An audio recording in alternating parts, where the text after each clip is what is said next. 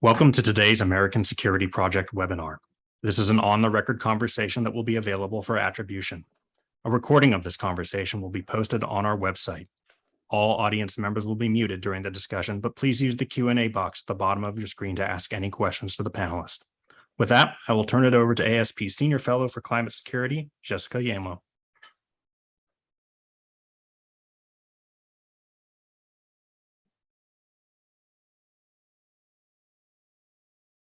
Good afternoon, everyone. I am Jessica Alka-Ulmo. I'm the Senior Fellow for Climate Security here at the American Security Project.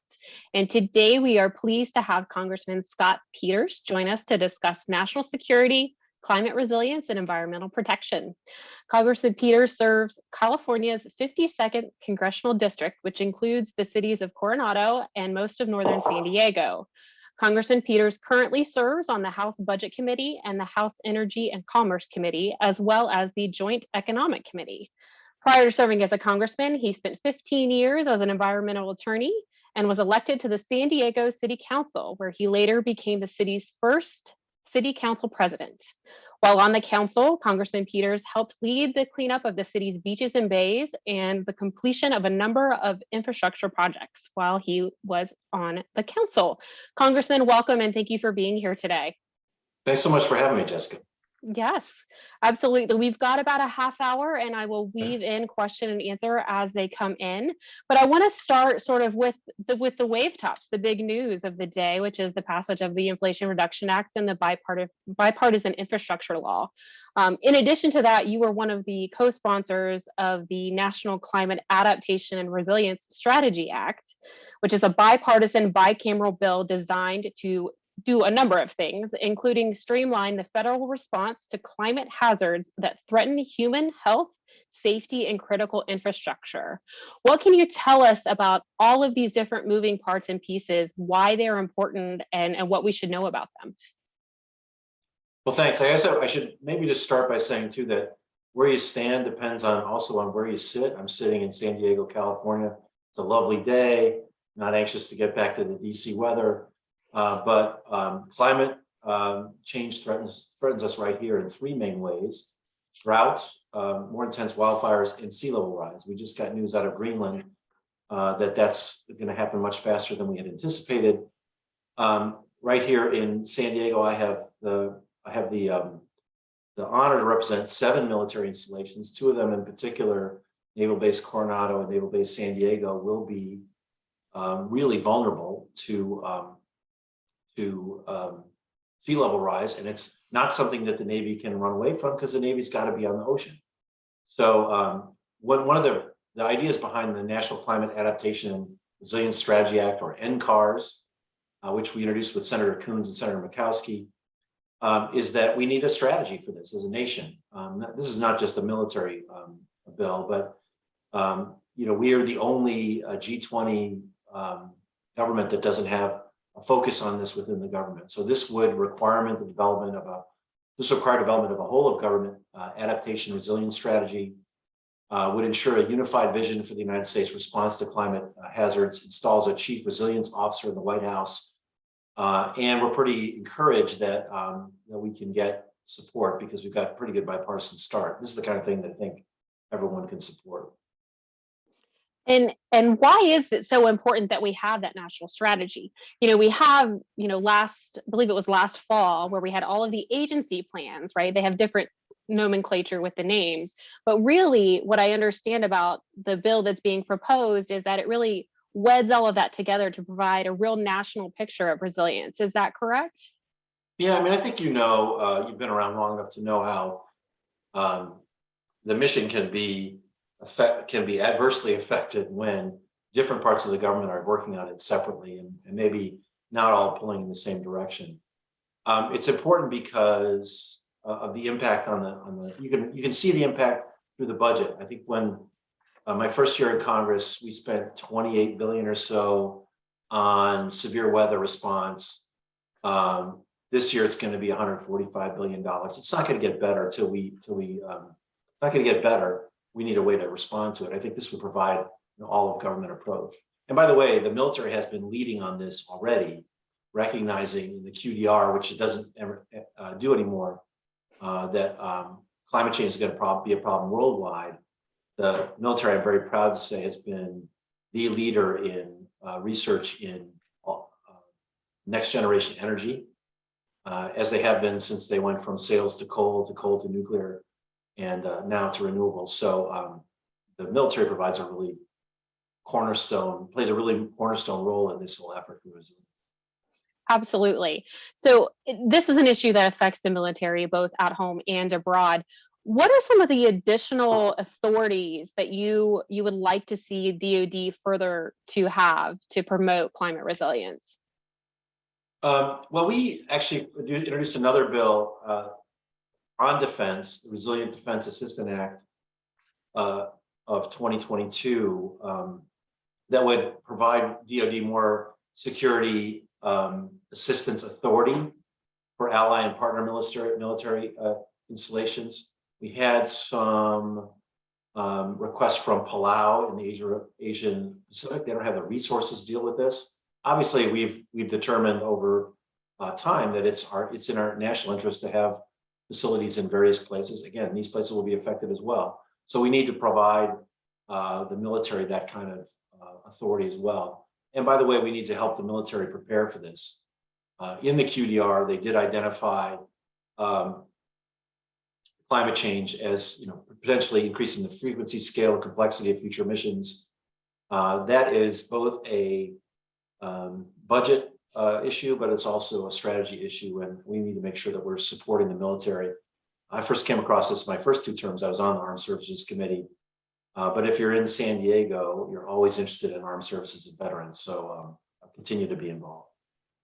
Absolutely. And 2 of the Navy installations that you mentioned in your district, they were also flagged as 2 of the most vulnerable Navy installations for climate change. So can you talk a little bit about, your tenure, both as a congressman and as an environmental attorney, how you've seen the conversation change? So what I love about the military and really come to appreciate is they're kind of defined by the mission. And there's not a lot of room for them to pretend that something's happening that's not happening, or to pretend that something's not happening in this case. And I remember my first meeting with the Commandant, General Amos, when I first came in. I was on the Armed Services Committee, junior member. They said the Commandant wants to meet with you. And I said, great. And lo and behold, here I am, like March of my first term. And the Commandant's out there with a bunch of other brassed up generals who want to sit at my conference table. And I didn't know, what is he going to talk to me about? Is it going to be staffing or the sequester, or what is it going to be? He sits down and he says, Congressman, he says, I want to talk to you about solar energy. In my inside voice, I said, okay, dude, it's your meeting, but what is this all about? And the reason he was interested in solar energy is, one of the most dangerous things we do as a military is move large amounts of petroleum across the desert. When those convoys are attacked, we lose soldiers and we lose Marines. So he had decided that he was going to try to transition. So instead of powering the generator in the bunker with fuel, he's going to use solar panels. Got solar panels on backpacks to fire up the smaller appliances that they use. And turns out that's it doesn't weigh as much as the batteries they used to have to carry. He wanted someday to do desal in the desert. We don't have that capability yet, but these are all innovations that were mission driven. Same thing with Secretary Mavis and the Great Green Fleet. We launched a ship out of Coronado, fueled in part by beef fat. I told my wife, I said, don't give me a hard time for eating a steak. I'm being a patriot here. But the point is that innovation wasn't because the Marines and the Navy were tree huggers. It's because this was a better way to serve the mission. And by the way, we saw it again with price spikes for fuel, to the extent that the military can be less reliant through more efficient ships, hybrid ships. We were talking about that as well. Less reliant, the less vulnerable the mission is, the price spikes in those worldwide commodities that we just saw again after everyone was all so confident inflation would never happen. Well, here it is. But the military's always been ahead of it. Now I see the country starting to get on board in a way that's consistent with that. But always when I talk to Republicans, that was something that they couldn't really back away from. By the way, Republicans have come to the table more. They're not so much denying as they are maybe taking their time. But my friend John Curtis from Utah now leads the Conservative Climate Caucus. To join up, you have to acknowledge that climate change is happening. It's affected by human activity. Now, I will tell him, and I've told him publicly, let's move along, get some stuff done about it. But it's profound that they've made that move. And I think that's a big change in the conversation as well. And I would finally say one other thing is watch the evangelicals who have taken this up as a cause, saving the God's creation. That's such an important part of the Republican base vote. And I think that they see, people from Florida see wet streets in Miami on sunny days. Everyone's going to be in this conversation relatively quickly. And I think the bill we just passed is a good start. We have a lot left to do, but I think the conversations are getting better. That's great to hear. I'm going to tailor this question from the audience just a little bit. How do you think the military should be approaching climate change writ large, right? Like, we obviously have impacts directly on our installations, from sunny day flooding to increased heat index.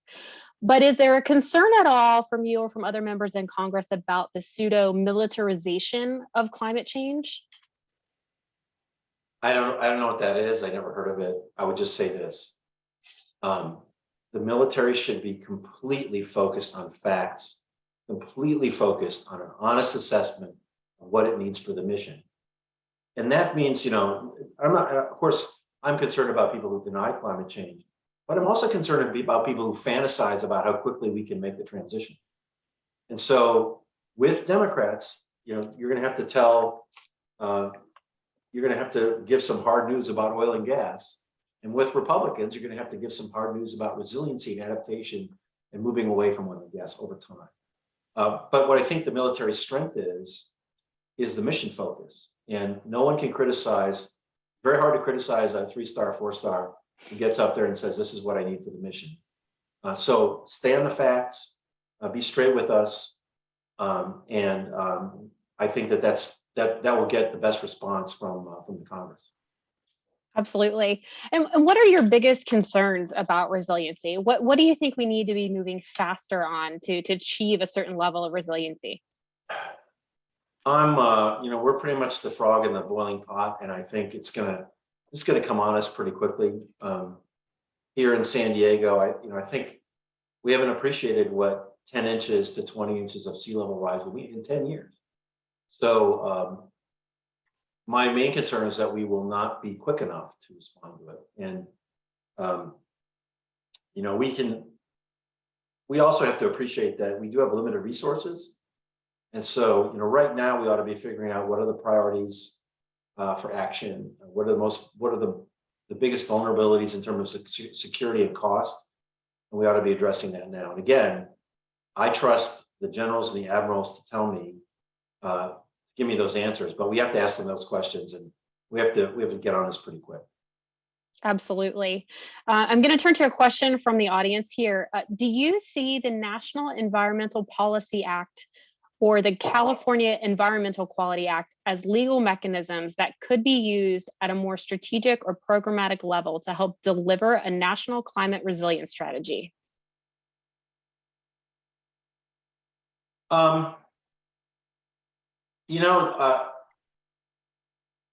terms of a strategy, I think that's more of a legislative thing. That's more of a, we have to decide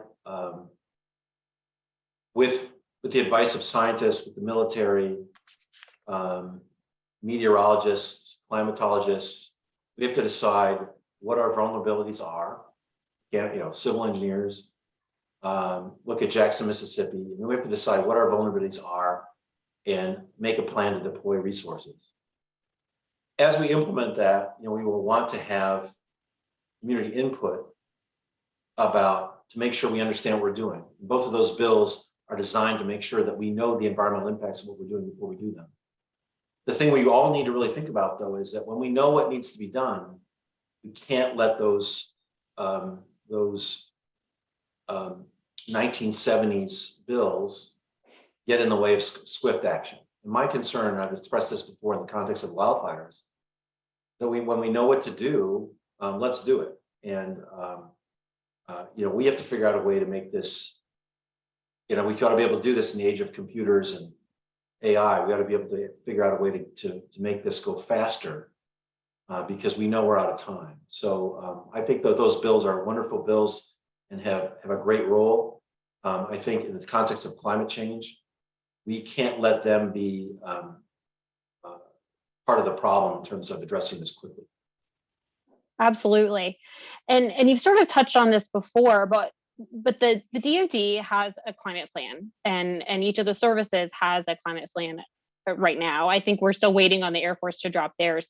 But why do you think it's so important that each of these services continue to include climate change in their planning and in their mission readiness? Well, as a San Diegan, I love that the Air Force is last, so I think it's kind of funny. Look, I mean, from a standpoint of defining the mission, like what is climate migration going to do? I think, if you look at Syria, I mean, there are a lot of theories that what happened in Syria with respect to drought was climate related. Look at the flooding that's happening in the Middle East now, and the dislocation that's going to come from that. I mean, we need each branch to plan for that. What does that mean? And then from our own facilities, we need a sort of defensive strategy for ourselves. Each naval facility, in particular, I think that's probably the most vulnerable. We need to understand kind of what we need to do to be ready.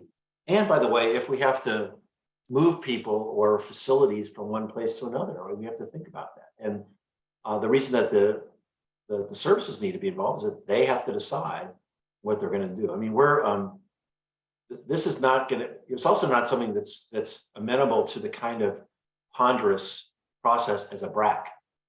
This is going to have to be. This is an emergency, and we need to step it up. We need this to be a priority, and we need these plans to be specific about investments and transition.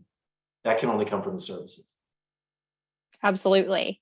And we've talked about sort of the dangers of climate and the implications there, but there are also opportunities there. So what sort of opportunities do you see for innovation and for additional collaboration and partnerships across either government or private industry? What would you like to see happen? So I'm on the Energy and Commerce Committee, and I think I'm the third ranking Democrat on the Energy Subcommittee. And my Republican colleagues, somewhat rhetorically, always ask, why should America do this for only 10% of the emissions? There's two reasons. One is everyone wants to be America. Everyone wants our standard of living. And we can show that we can have a standard of living that's very high, but not so dependent on oil and gas. If we make that example to the rest of the world, then maybe they don't feel that they have to have coal to have the American lifestyle. But the other thing is, we want the innovation to happen here. We want the inventions about whether it's carbon capture or new fuel technology, advanced biofuels. We want that all to happen here, so that we get the economic benefit of it. In my district happens to be UCSD, University of California, San Diego, is one of the leaders on algae research.